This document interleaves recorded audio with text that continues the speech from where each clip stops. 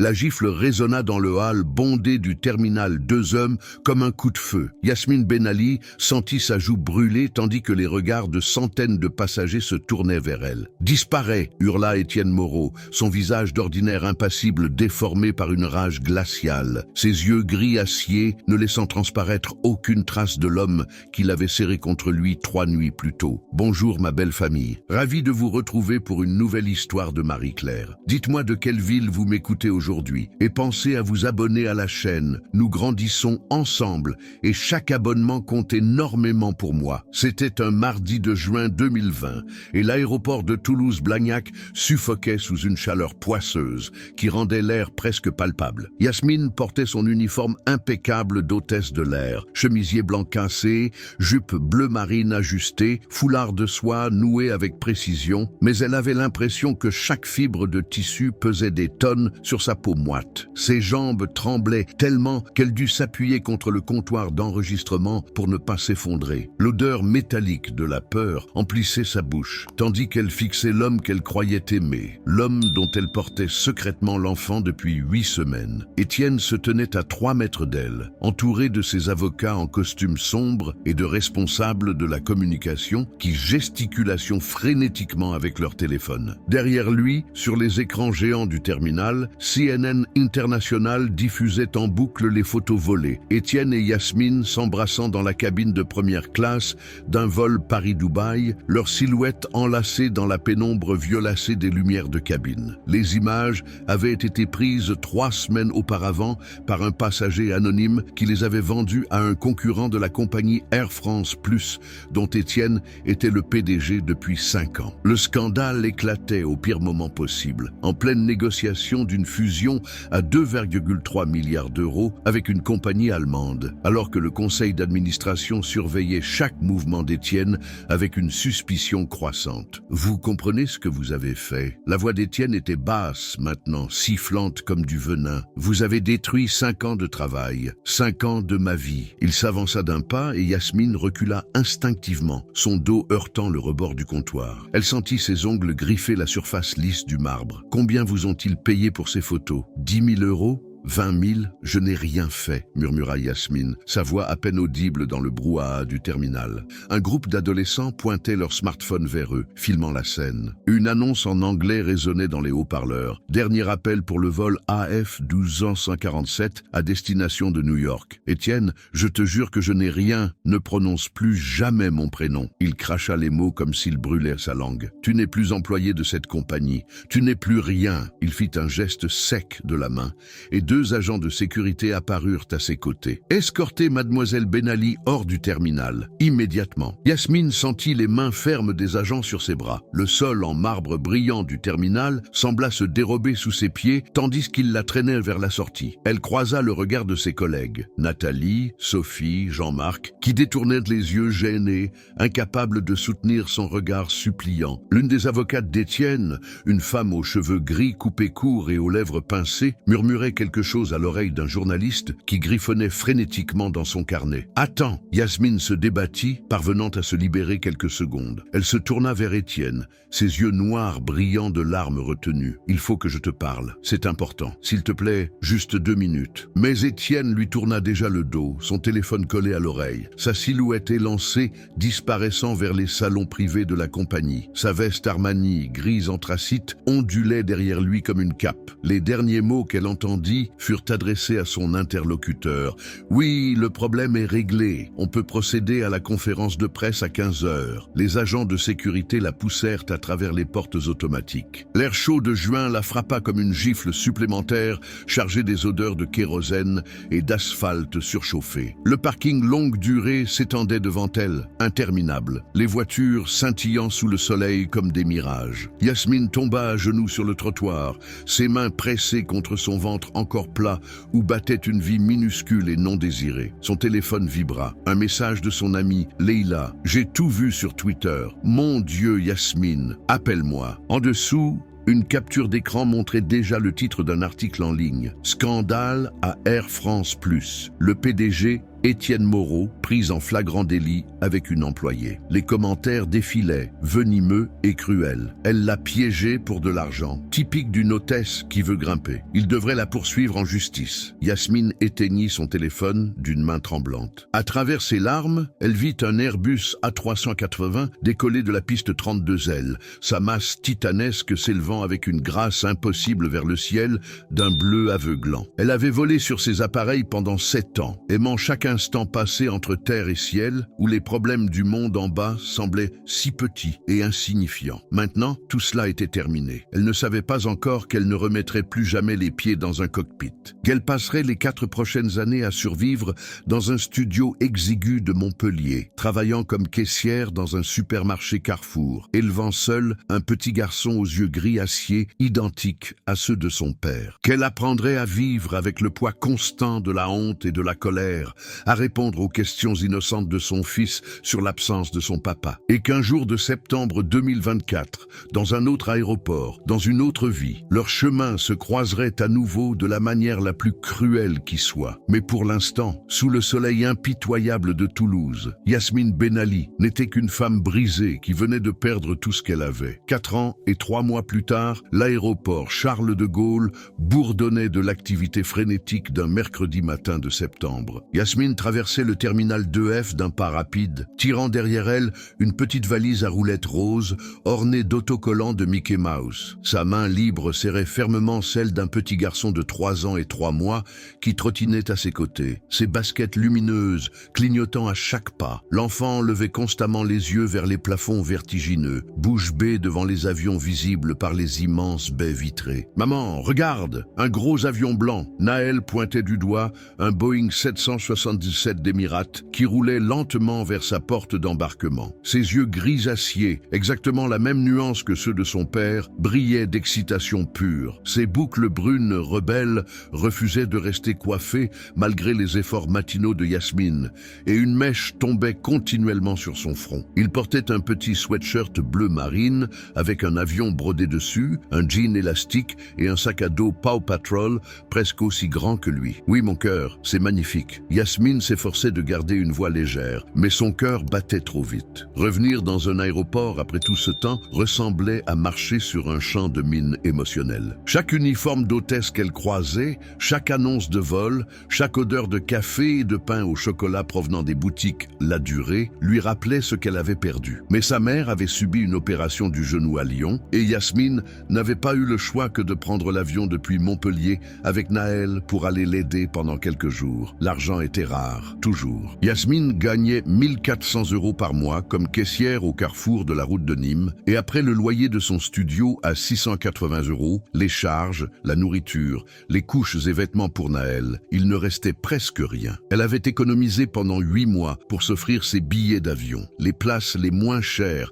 qu'elle avait pu trouver. Un vol avec escale à Paris, puis correspondance pour Lyon. 4 heures d'attente à Charles de Gaulle avec un enfant de 3 ans. Elle avait apporté des collations, des livres de coloriage, des petites voitures, tout ce qu'elle pouvait pour occuper Naël. « J'ai faim, maman. » Naël tirait sur sa main, pointant vers un McDonald's bondé, dont l'odeur de frites chaudes flottait jusqu'à eux. « Bientôt, mon amour. On va d'abord trouver notre porte d'embarquement, d'accord ?» Yasmine consulta son téléphone. Porte M54. Encore 20 minutes de marche dans ce labyrinthe de couloirs. Ses chaussures plates à 15 € de Primark commençaient déjà à lui faire mal aux pieds. Ils passèrent devant une boutique Hermès où des sacs à main coûtaient plus que le salaire annuel de Yasmine. Un couple élégant en sortait, la femme portant des lunettes de soleil Chanel et un manteau en cachemire, malgré la douceur du temps. Yasmine détourna le regard, resserrant sa prise sur la main de Naël. Elle portait un jean délavé de chez H&M, un pull gris simple et des baskets blanches bon marché. Ses cheveux noirs étaient tirés en queue de cheval haute et elle ne portait aucun maquillage, sauf un peu de mascara. À 32 ans, elle avait l'impression d'en avoir 40. « Maman, pourquoi tu es triste ?» Naël s'était arrêté et la regardait avec cette perspicacité déconcertante que les enfants possèdent parfois. Ses petites mains touchèrent le visage de Yasmine. « Tu pleures ?»« Non, non, mon cœur !» Yasmine s'accroupit pour être à sa hauteur, essuyant rapidement ses yeux. « Maman est juste fatiguée. Allez, on continue. Tu veux qu'on compte les avions ?»« Oui, 1, 2, 3. » Naël reprit sa marche, comptant avec enthousiasme chaque appareil appareil visible. C'est alors que Yasmine le vit, Étienne Moreau. Il se tenait à 50 mètres, près d'une porte d'embarquement pour un vol vers New York, entouré de 5 personnes en costume qui lui parlaient avec déférence. Il portait un costume 3 pièces, bleu marine impeccable, une chemise blanche au col ouvert, une montre Patek Philippe qui brillait à son poignet gauche. Ses cheveux châtain clair grisonnaient légèrement aux tempes maintenant, lui donnant une distinction supplémentaire. Il tenait une mallette en cuir noir d'une main et consultait son téléphone de l'autre,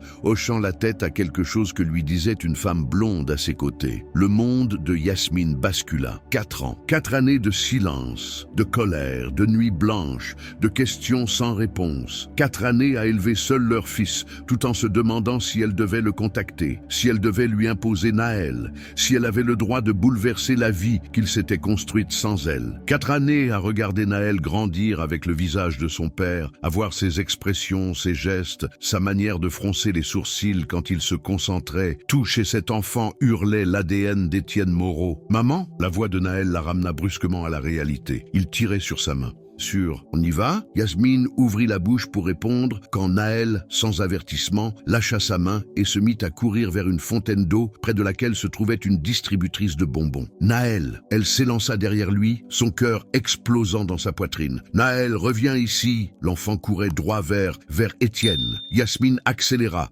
ses poumons brûlants. Elle rattrapa Naël juste au moment où il s'arrêtait à 2 mètres d'Étienne, levant les yeux vers l'homme grand et imposant avec une curiosité enfantine. « Monsieur, vous êtes très grand. » Étienne abaissa son regard. Ses yeux gris acier rencontrèrent ceux, identiques, de l'enfant. Le silence qui suivit dura peut-être 3 secondes, mais pour Yasmine, ce fut une éternité. Elle vit la confusion traverser le visage d'Étienne, puis quelque chose d'autre, une reconnaissance primitive et instinctive. Les traits du petit garçon devant lui étaient comme regardés dans un miroir temporel. La forme du nez, l'arc des sourcils, la ligne de la mâchoire qui se dessinerait dans quelques années. Même la manière dont Naël inclinait légèrement la tête en souriant. « Naël, viens ici. » Yasmine attrapa son fils par les épaules, le tirant doucement en arrière. Sa voix tremblait. « Je suis désolé, il s'est échappé. » Leurs regards se croisèrent. L'air quitta les poumons d'Étienne, comme s'il avait reçu un coup de poing. Ses yeux s'écarquillèrent. Son téléphone glissa de ses doigts et tomba sur le sol en marbre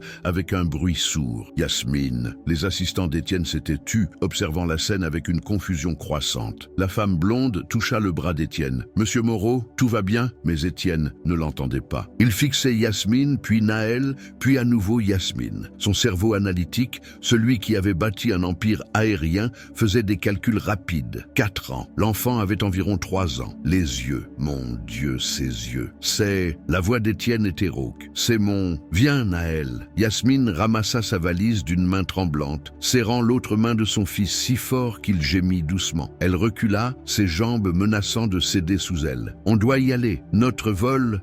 Attends. Étienne fit un pas vers elle, sa main tendue. Son visage était livide. Attends, Yasmine. Cet enfant, il est... Monsieur Moreau, votre vol embarque dans 15 minutes. L'une des assistantes consultait nerveusement sa tablette. Le jet privé est prêt. Mais Étienne ne bougeait pas. Ses yeux ne quittèrent pas Naël, qui le regardait avec cette innocence pure des enfants qui ne connaissent rien des tempêtes d'adultes. Quel est son nom? Ça ne te concerne pas. Yasmine sentit les larmes monter, cette rage ancienne et familière se réveillant dans sa poitrine comme un volcan endormi. Tu as été très clair il y a 4 ans. Je ne suis rien. Il n'est rien. Yasmine, maman, pourquoi tu pleures? Naël leva ses petites mains pour essuyer les joues de sa mère. Ne pleure pas, maman. Étienne vit cette interaction et quelque chose se brisa visiblement en lui. Ses épaules s'affaissèrent. Je ne savais pas. Sa voix était à peine un murmure. Tu ne m'as jamais dit. Tu m'as fait jeter dehors avant que je puisse t'en parler. La voix de Yasmine monta, attirant les regards des passagers environnants. Tu m'as accusée, humiliée, détruite. Tu penses vraiment que j'allais revenir en rampant pour te supplier de reconnaître ton fils? Les mots résonnèrent dans le terminal comme des coups de feu. L'une des assistantes d'Étienne porta la main à sa bouche. choqué. La femme blonde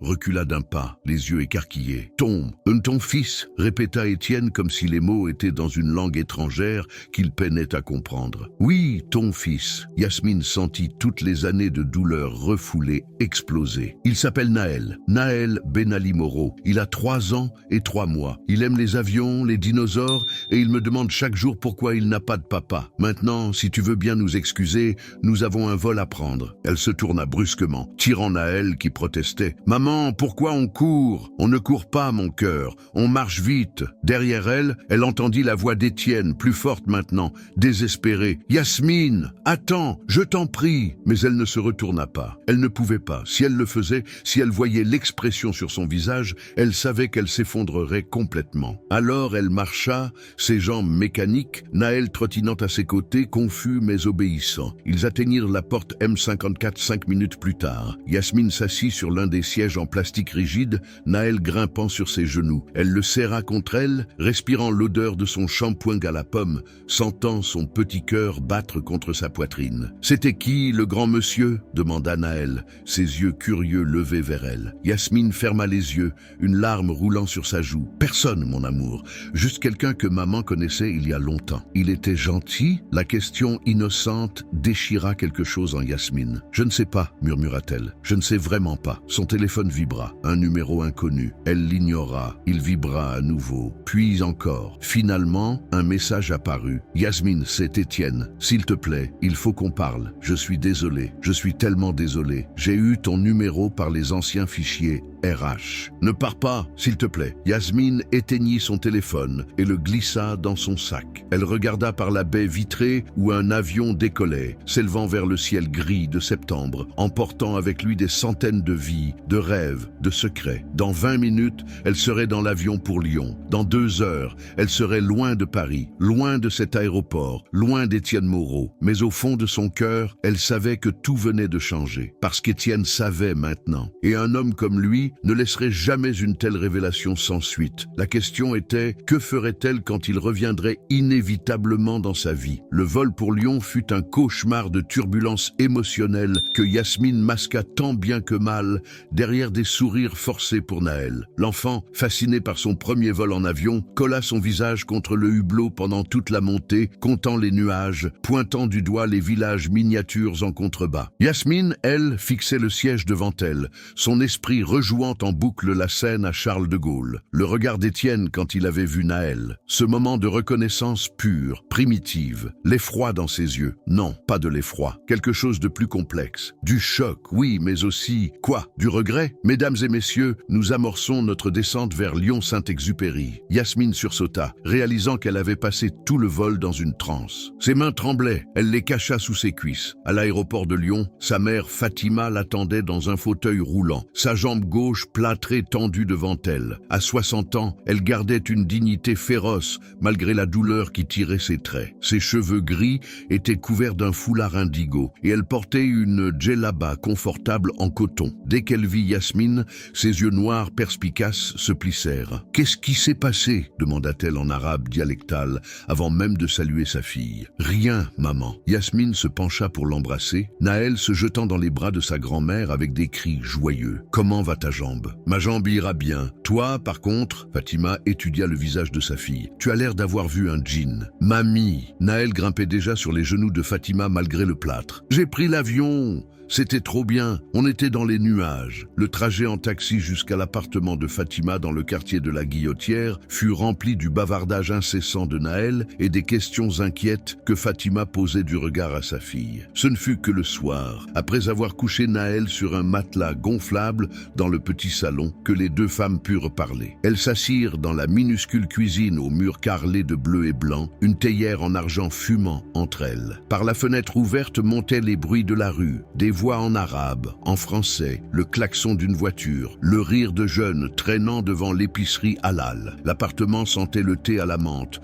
l'encens et les épices, un mélange réconfortant qui rappelait à Yasmine son enfance. Alors, Fatima versa le thé en un arc gracieux dans 2 petits verres. « Tu vas me raconter ou je dois deviner ?» Yasmine prit une profonde inspiration. « On l'a vu, à l'aéroport, Naël et moi. » Fatima n'eut pas besoin de demander qui, son visage se durcit. Le père de Naël. Oui, Yasmine sentit sa gorge se serrer. Il a vu Naël. Il a compris immédiatement, les yeux, bien sûr qu'il a compris. L'enfant et son portrait craché. Fatima but une gorgée de thé, ses mains ridées serrant fermement le verre brûlant. Et alors, qu'est-ce qu'il a dit? Il voulait parler, il a dit qu'il ne savait pas. Yasmine laissa échapper un rire amer, comme si ça changeait quelque chose. Ça change tout. La voix de Fatima était ferme. Un homme qui rejette un enfant sciemment est un démon. Un homme qui ignore l'existence de son enfant est juste un ignorant. Lequel est-il? Je ne sais pas, maman. Yasmine enfouit son visage dans ses mains. Tout ce que je sais, c'est qu'il m'a détruite.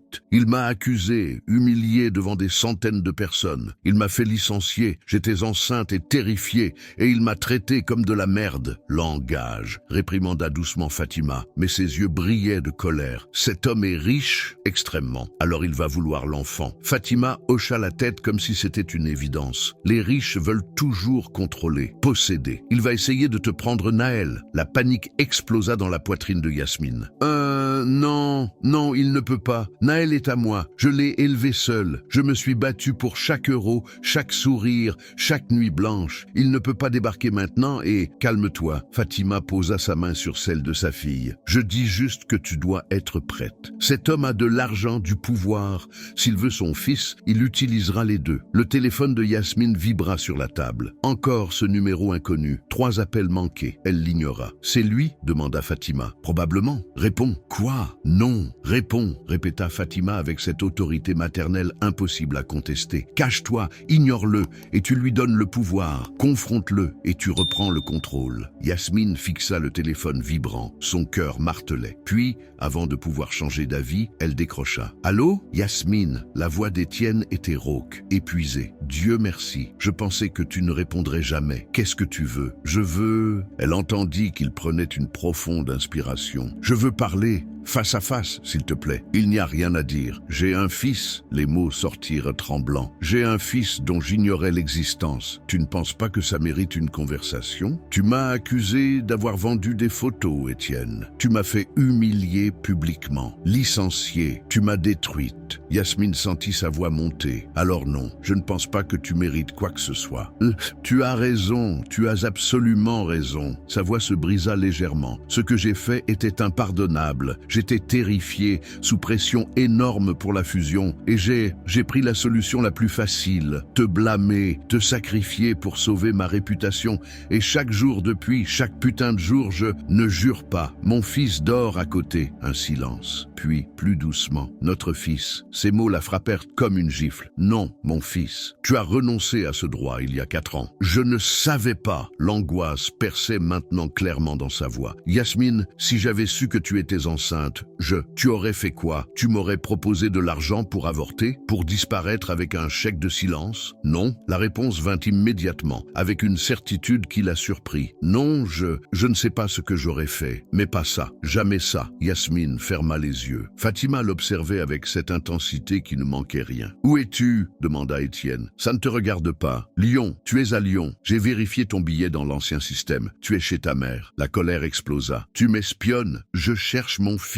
Il haussa la voix, puis se reprit immédiatement. Pardon, Yasmine, s'il te plaît. Juste une rencontre. 1 heure. Où tu veux. Quand tu veux, juste laisse-moi le voir, laisse-moi le connaître. Pourquoi faire? Pour jouer au papa un week-end par mois quand ça t'arrange? Pour nous offrir ton argent et acheter ta conscience? Pour être son père? La simplicité de la déclaration la déstabilisa. Je veux être son père. Je sais que j'ai merdé. Je sais que je ne mérite rien. Mais lui, ce petit garçon, il mérite d'avoir un père. Il a survécu 3 ans sans toi. Et je ne récupérerai jamais ces 3 ans. La douleur dans sa voix était palpable. Chaque premier pas, chaque premier mot, chaque sourire, tu me les as décrits sans le savoir aujourd'hui, juste en le regardant, et je réalise tout ce que j'ai perdu, tout ce qu'il a perdu. Yasmine sentit les larmes couler. Tu me fais mal, je sais, et je suis désolé, mais s'il te plaît, une chance, une seule. Elle regarda sa mère. Fatima hocha lentement la tête. D'accord, murmura Yasmine, une rencontre, mais pas avec Naël, pas encore, juste toi et moi. Demain, 14 heures. Elle donna l'adresse d'un café près de la place Bellecour. Et Étienne, si tu arrives avec des avocats, ou si tu tu essaies quoi que ce soit de louche, je disparais avec Naël et tu ne nous reverras jamais. C'est clair, Cristal? Un soupir de soulagement. Merci, Yasmine. Vraiment, merci. Elle raccrocha sans répondre. Tu as bien fait, dit Fatima. Maintenant, tu dois décider ce que tu veux vraiment. La vengeance ou le bien de ton fils? Je peux avoir les deux? Demanda Yasmine avec un sourire faible. Fatima rit doucement. Peut-être, mais sois prudente, ma fille. Les hommes puissants ne perdent pas facilement. Et tu viens de lui donner la chose la plus précieuse au monde, l'espoir. Cette nuit-là, Yasmine dormit peu. Elle écoutait la respiration régulière de Naël à côté d'elle, regardait les ombres danser au plafond et se demandait si elle venait de faire la plus grosse erreur de sa vie. Ou si, peut-être, elle venait d'ouvrir une porte vers quelque chose de complètement inattendu. Si la grâce vous a touché, aimez cette vidéo. Et si votre cœur résonne encore avec cette histoire, commentez. Je suis avec Marie-Claire. C'est parti pour la suite. Le café Les Muses se nichait dans une rue étroite près de la Saône, à l'écart du tumulte touristique de la place Bellecour. Yasmine arriva 10 minutes en avance, choisissant délibérément une table près de la fenêtre où elle pouvait voir la rue. Elle portait un jean propre, un chemisier blanc simple et avait attaché ses cheveux en un chignon bas. Pas de maquillage, pas d'effort particulier. Elle ne voulait pas qu'il pense qu'elle cherchait à l'impressionner. Elle commanda un café crème qu'elle toucha à peine, ses mains tremblant trop pour tenir la tasse avec assurance. À l'extérieur, Lyon s'animait sous un ciel de septembre étonnamment lumineux. Des cyclistes passaient, des mères poussaient des landaux, des couples se promenaient main dans la main. La vie normale, la vie que Yasmine n'avait jamais vraiment connue. À 14 heures précises, une Mercedes noire s'arrêta devant le café. Étienne en sortit, seul. Il portait un jean, ce qui l'a surpris, une chemise blanche aux manches roulées jusqu'au coude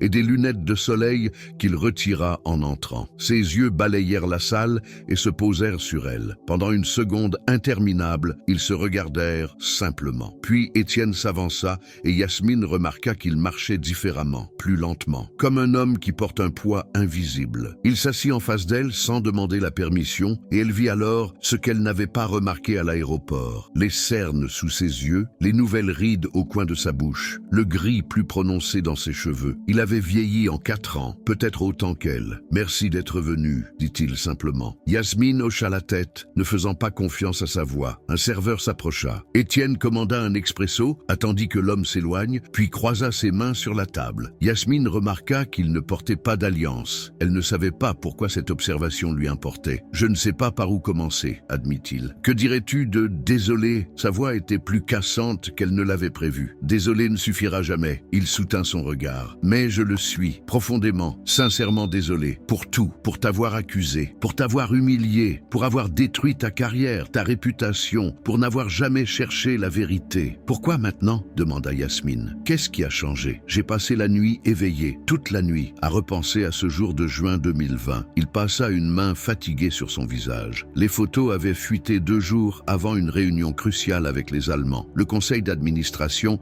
était en ébullition. Mon assistant m'a dit qu'un concurrent orchestrait tout pour faire échouer la fusion. Il voulait un bouc émissaire, et tu m'as choisi. Je t'ai sacrifié. La brutalité de l'admission la choqua, parce que c'était facile, parce que tu étais là, vulnérable, sans défense. Une employée contre le PDG, qui me croirait? Personne ne m'a cru, murmura Yasmine. Ils ont tous pensé que j'avais vendu les photos. Je sais, la douleur dans ses yeux semblait authentique. 3 mois après ton départ, on a découvert qui avait vraiment vendu les photos. Un ancien pilote licencié pour faute. Il avait un ami dans la cabine ce jour-là qui nous avait photographiés. Le monde de Yasmine bascula. Tu le savais? Depuis octobre 2020. Oui, octobre? Sa voix monta, attirant les regards des autres clients. Elle se força à chuchoter. Tu as su 3 mois après m'avoir détruite et tu n'as rien fait. Je ne savais pas où tu étais. Il leva les mains en un geste d'impuissance. Tu avais disparu. Nouveau numéro de téléphone, nouvelle adresse. Les RH n'avait aucune information. J'ai engagé un détective privé qui t'a retrouvé à Montpellier 6 mois plus tard. Mais quoi? Mais à ce moment-là, tu avais refait ta vie. Un appartement, un travail. Tu avais l'air pas heureuse, mais stable. Et je me suis dit que te recontacter ne ferait que rouvrir les blessures, que tu me détestais, que j'avais déjà fait assez de dégâts. Alors tu as juste laissé tomber? L'incrédulité teintait chaque mot. Je t'ai fait virer 15 000 €. Il sortit son téléphone, lui montra un historique de transfert bancaire. sur un compte ouvert à ton nom à la Banque postale de Montpellier. Chaque mois, pendant 4 ans, Yasmine fixa l'écran. Des lignes et des lignes de virement. 15 000 € mensuels, soit 720 000 € au total. Je n'ai jamais reçu cet argent, dit-elle lentement. Étienne fronça les sourcils. Impossible. Mon assistante a configuré. Il s'interrompit. Réalisation le frappant. Quel est ton nom de jeune fille? Benali. Et ton prénom complet? Yasmine Aïcha Benali. Il tapa sur son téléphone, son visage pâlissant. Le compte a été ouvert au nom de Yasmine Benali. Pas d'autre prénom. À la Banque postale de Montpellier. Je suis cliente à la caisse d'épargne. Yasmine sentit une colère froide l'envahir. Quelqu'un a ouvert un compte en utilisant mes informations et a pris l'argent. Mon assistante. Étienne serrait son téléphone si fort que ses jointures blanchissaient. Caroline. Elle a tout géré. Elle a insisté pour s'en occuper personnellement. Elle me disait que les virements passaient, que tout était en ordre. Elle t'a volé? Yasmine laissa échapper un rire incrédule. Et moi je vivais avec 1 400 € par mois pendant qu'elle s'enrichissait sur ta culpabilité. C'est tellement... Je vais la détruire. La voix d'Étienne était glaciale. Je vais porter plainte, récupérer chaque centime et m'assurer qu'elle ne retravaille plus jamais. Ça ne changera rien. Yasmine secoua la tête. Ça ne me rendra pas les 4 années où j'ai compté chaque euro, où j'ai acheté des vêtements d'occasion pour Naël, où je me suis demandé comment je paierais le loyer. Le silence tomba entre eux, lourd de toutes les années perdues. Parle-moi de lui, dit finalement Étienne, sa voix rauque. De Naël. Yasmine hésita. C'était un territoire dangereux. Partager son fils, c'était lui donner du pouvoir. Mais en regardant Étienne, elle vit quelque chose qu'elle n'avait jamais vu quand ils étaient ensemble, de la vulnérabilité réelle. Il a 3 ans et 3 mois, commença-t-elle doucement. Il est né le 3 juin 2021, à 4h37 du matin. Accouchement difficile. 23 heures de travail. J'étais seul. Étienne ferma les yeux, une grimace de douleur traversant son visage. Il a prononcé son premier mot à 9 mois. Avion. Pas maman, pas papa. Avion. Elle sourit malgré elle. Il est obsédé par les avions. Il connaît tous les modèles. Boeing, Airbus, même les anciens appareils. Il dort avec un petit Airbus A380 en plastique que je lui ai acheté chez Jiffy. D'un comme moi, murmura Étienne. Quand j'avais son âge, mon père m'emmenait à Orly chaque dimanche. Je restais des heures à regarder les décollages. Il adore aussi les dinosaures. Son préféré est le Tricératops. Il dessine tout le temps. Des avions, des dinosaures, des immeubles gigantesques. Il dit qu'il veut être constructeur d'avions quand il sera grand. Elle essuya rapidement une larme. Il est intelligent, trop intelligent parfois. Il pose des questions sur tout. Pourquoi le ciel est bleu? Pourquoi les oiseaux volent? Où est son papa? Le dernier mot resta suspendu entre eux. Qu'est-ce que tu lui dis? Demanda Étienne. Que son papa est très loin, qu'il a un travail important, que ce n'est pas de sa faute si... Sa voix se brisa. Je ne voulais pas qu'il grandisse en pensant que son père ne l'aimait pas. Alors je lui ai menti. Je lui ai dit que tu ne savais pas qu'il existait. Ce n'était pas un mensonge. Étienne tendit la main à travers la table, mais s'arrêta avant de toucher la sienne. Yasmine, je veux le connaître. Je veux être son père. Pas juste financièrement, vraiment. C'est facile à dire. Elle retira ses mains de la table. Mais qu'est-ce que ça signifie concrètement? Tu vis à Paris. Nous sommes à Montpellier. Tu diriges une compagnie aérienne. Tu es probablement en voyage la moitié du temps. Comment tu envisages ça? Je vends la compagnie. Yasmine cligna des yeux. Quoi? Je vends Air France Plus. Les négociations sont en cours depuis 6 mois avec un consortium émirati. Ça devrait se conclure en janvier. Après ça, je suis libre. Pourquoi vendrais-tu? Parce que cette compagnie m'a coûté tout ce qui comptait vraiment. Il la regarda intensément. Toi, mon fils, ma putain d'humanité. J'ai sacrifié des personnes pour des profits. J'ai détruit des vies pour des parts de marché. Et pourquoi? Pour voir mon nom dans Forbes? Pour que mon père mort soit fier? Ton père est mort. Il y a 2 ans. Cancer du pancréas. Un sourire amer. Sur son lit de mort, tu sais ce qu'il m'a dit. Étienne, tu as bâti un empire, mais tu as oublié de vivre. Il avait raison. Yasmine ne savait pas quoi dire. Je ne te demande pas de me pardonner, continua Étienne. Je ne te demande même pas de me laisser entrer dans ta vie. Mais Naël, il mérite d'avoir un père. Et je veux être ce père. Je veux l'emmener voir des avions, l'écouter parler de dinosaures, encore, le regarder grandir. Je veux rattraper le temps perdu. Tu ne peux pas rattraper ce temps. La voix de Yasmine était douce, mais ferme. Ces 3 années sont perdues pour toujours. Je sais, il hocha la tête. Mais je peux être présent pour les 70 prochaines, si tu me le permets. Le serveur apporta l'expresso d'Étienne. Ils restèrent silencieux pendant qu'il disposait la tasse, une petite cuillère, un sucre. À quoi ça ressemblerait? Demanda finalement Yasmine. Ta vision de être présent. Je déménage à Montpellier. Il but une gorgée de café. Ou Lyon, si tu préfères. Ou n'importe où tu es. Je trouve un appartement à proximité. Pas trop proche pour t'étouffer, mais assez près pour être là quand Naël a besoin de moi.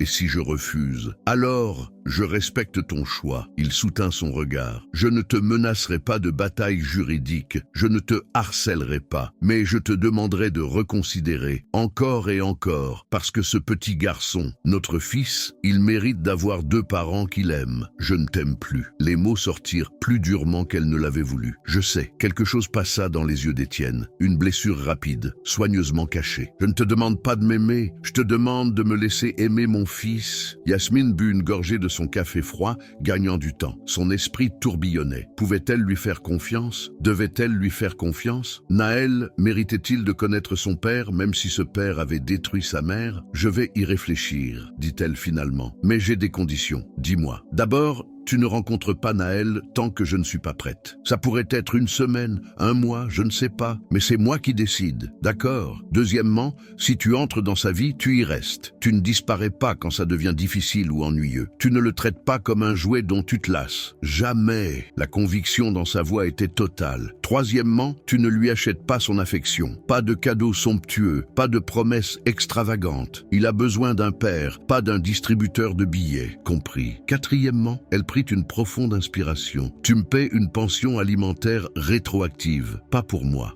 Pour lui, pour toutes les nuits où j'ai pleuré en me demandant comment je paierais son pédiatre, pour tous les jouets que je n'ai pas pu lui acheter, pour toutes les fois où il a mangé des pâtes parce que c'était tout ce que je pouvais me permettre. Tout ce que tu demandes, pas d'hésitation. Et 5e, sa voix trembla. Tu écris une déclaration publique, tu admets que tu m'as faussement accusé, tu rétablis ma réputation. Étienne ne répondit pas immédiatement. Yasmine vit les calculs défiler dans ses yeux, les implications médiatiques, l'impact sur sa vente de compagnie, l'humiliation publique. D'accord, dit-il finalement. Je le ferai, vraiment. Tu as ma parole. Il sortit son téléphone. Je vais appeler mon avocat maintenant. On va rédiger quelque chose. Tu l'approuveras et je le publierai. Yasmine le fixa abasourdie. Elle s'était attendue à une bataille, à des négociations, à des refus, pas à cette capitulation immédiate. Pourquoi? Demanda-t-elle. Pourquoi tu acceptes tout si facilement? Parce que j'ai déjà perdu 4 ans avec mon fils. Étienne se pencha en avant, ses yeux gris acier, les yeux de Naël, fixés sur elle avec une intensité brûlante. Je ne perdrai pas un jour de plus à cause de mon orgueil ou de ma réputation. Plus rien de tout ça n'a d'importance. La seule chose qui compte, c'est ce petit garçon qui a mes yeux et qui ne me connaît pas. Yasmine sentit quelque chose se déplacer dans sa poitrine. Pas du pardon, pas encore, mais peut-être une toute petite possibilité d'espoir. Je vais rentrer à Montpellier demain, dit-elle. Je te contacterai dans 1 semaine. Merci. Le soulagement inondait son visage. Yasmine, vraiment, merci. Elle se leva pour partir, puis se retourna. Étienne? Oui? Ne me déçois pas. Sa voix était dure. Parce que si tu le fais, si tu brises le cœur de mon fils, je te jure que tu ne nous reverras plus jamais. Je ne vous décevrai pas. Il se leva également. Plus jamais. Yasmine sortit du café, le soleil de Lyon l'aveuglant momentanément. Elle marcha jusqu'à la Saône, s'appuya contre la balustrade de pierre et laissa enfin les larmes couler. Elle pleurait pour les 4 années perdues, pour la femme qu'elle avait été si naïve et amoureuse, pour le petit garçon qui allait découvrir son père, pour toute la douleur et la colère qu'elle avait portée comme une armure. Et peut-être, juste peut-être, elle pleurait aussi parce qu'une partie d'elle, une partie minuscule et terrifiée, se demandait si elle n'avait pas juste ouvert la porte à quelque chose qui ressemblait dangereusement à l'espoir. Son téléphone vibra, un message de Fatima. Alors, Yasmine tapa sa réponse. « Je ne sais pas, maman, je ne sais passait vraiment pas. Mais au fond, une certitude grandissait. Tout venait de changer. Pour le meilleur ou pour le pire, Étienne Moreau était de retour dans leur vie. Et Yasmine n'avait aucune idée de ce qui allait suivre. 2 semaines s'écoulèrent dans une tension électrique. Yasmine était rentrée à Montpellier, reprit son travail de caissière au Carrefour, replongée dans la routine épuisante de mère célibataire. Mais quelque chose avait changé. Elle sentait le poids de la décision qu'elle devait prendre peser sur chaque instant. La nuit, elle restait éveillée, fixant le plafond de son studio, écoutant la respiration régulière de Naël dans son petit lit contre le mur. Étienne tenait ses promesses, du moins jusqu'ici. Le 25 septembre, il publia une déclaration publique sur LinkedIn, Twitter et dans un communiqué de presse officiel d'Air France Plus. Yasmine l'a lu 20 fois, les mains tremblantes. En juin 2020, j'ai commis une grave erreur. Face à une crise médiatique orchestrée par un concurrent commercial, j'ai faussement accusé une employée, mademoiselle Yasmine Benali, d'avoir vendu des photographies privées à la presse. Cette accusation était non seulement incorrecte, mais elle a conduit à son licenciement injuste et à la destruction de sa réputation professionnelle. Les véritables coupables ont été identifiés des mois plus tard, mais j'ai manqué de courage pour rétablir publiquement la vérité. Je présente aujourd'hui mes excuses les plus sincères à mademoiselle Benali. Son licenciement était injuste, mes accusations étaient mensongères et les dommages que j'ai causés sont irréparables. J'assume l'entière responsabilité de mes actions et de leurs conséquences. Étienne Moreau, PDG, Air France Plus. La réaction fut immédiate et explosive. Les médias français reprirent l'histoire. Les réseaux sociaux s'enflammèrent. Certains applaudirent le courage d'Étienne. D'autres exigèrent sa démission. Une journaliste de France 2 contacta Yasmine pour une interview qu'elle refusa poliment. Elle ne voulait pas de cette exposition. Elle voulait juste la paix. Mais ce qui changea vraiment tout, ce fut l'appel d'un cabinet d'avocats parisien. Madame Benali, me Paul Deschamps du cabinet Deschamps & Associés. Monsieur Moreau nous a mandaté pour gérer certaines questions financières. Nous avons récupéré 680 000 € détournés par son ancienne assistante, qui fait actuellement l'objet de poursuites pénales. Monsieur Moreau souhaite vous verser ces fonds, plus 320 000 € supplémentaires pour combler le montant initial prévu de 720 000 €, plus 500 000 € de dommages et intérêts pour préjudice moral et professionnel, soit un total de 1,54 million d'euros. Yasmine faillit lâcher son téléphone. Vous, et quoi? Si vous acceptez, nous pouvons effectuer le virement d'ici la fin de la semaine. Naturellement, cela n'inclut aucune renonciation de votre part à des poursuites légales futures et aucune condition n'est attachée à ce versement concernant votre fils. Monsieur Moreau a été très clair. C'est une réparation, pas une négociation. Yasmine s'assit lourdement sur le canapé défoncé de son studio. Mais c'est 54 millions d'euros. C'était impensable. C'était la liberté. C'était ne plus jamais compter chaque centime. C'était pouvoir offrir à Naël une vraie chambre, une vraie enfance, des opportunités. J'accepte, murmura-t-elle. Le vendredi suivant, l'argent apparut sur son compte. Yasmine fixa les chiffres sur l'écran de son téléphone, incapable de vraiment les croire. Elle pleura pendant 1 heure, des sanglots profonds et libérateurs qui semblaient venir du plus profond de son être. Ce soir-là, après avoir couché Naël, elle appela Étienne. « Allô ?» Il répondit à la première sonnerie. « Je suis prête. » Sa voix tremblait. « Tu peux le rencontrer. » Le silence qui suivit était chargé d'émotion. « Quand ? » ?»« Dimanche, parc de la Pépinière, 2 heures de l'après-midi. Il y a une aire de jeu. J'y serai. » Une pause. « Yasmine, merci. Ne me remercie pas encore. » Elle prit une profonde inspiration. « Tu ne l'as pas rencontré. Tu ne sais pas si tu peux vraiment faire ça. » « Je peux. » La certitude dans sa voix était absolue. « Je vais le faire. » Le dimanche arriva trop vite. Yasmine habilla Naël avec soin, son jean préféré avec les genoux usés, un t-shirt rayé bleu et blanc, ses baskets lumineuses. Elle se prépara elle-même avec plus d'attention qu'elle ne l'avait fait depuis des années. Pas pour Étienne,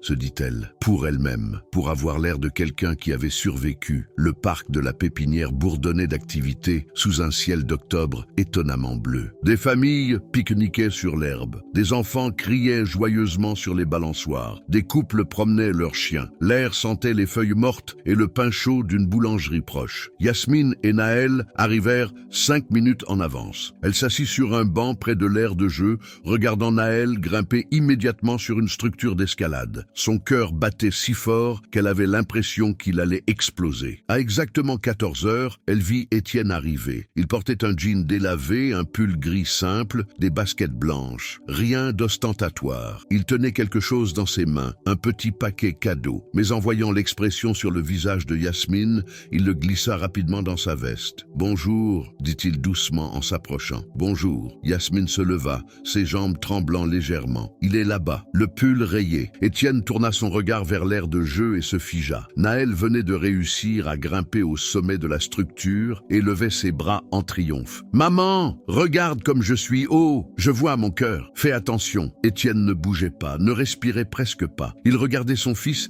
avec une expression que Yasmine n'avait jamais vue sur son visage. Un mélange d'émerveillement, de douleur, d'amour et de regret si intense que c'en était presque insupportable à observer. Il est...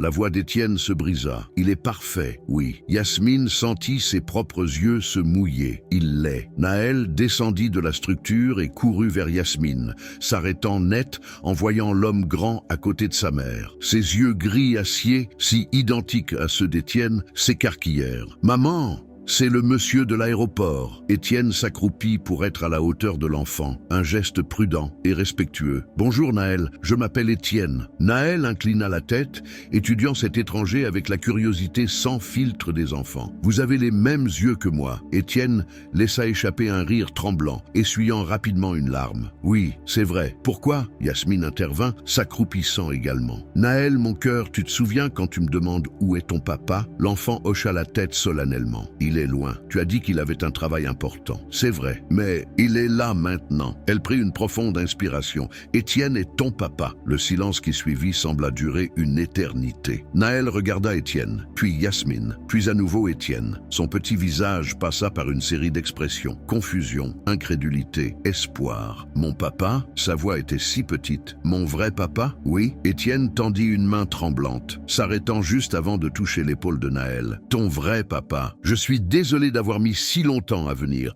mais je suis là maintenant. Si tu veux de moi. » Naël fit quelque chose qui brisa et répara simultanément le cœur de Yasmine. Il se jeta dans les bras d'Étienne, ses petites mains agrippant le pull de l'homme, son visage enfoui contre sa poitrine. « J'ai un papa, » murmura-t-il. « J'ai vraiment un papa. » Étienne entoura l'enfant de ses bras, le serrant avec une précaution infinie, comme si Naël était fait de verre. Des larmes coulaient librement sur son visage. « Tu as un papa.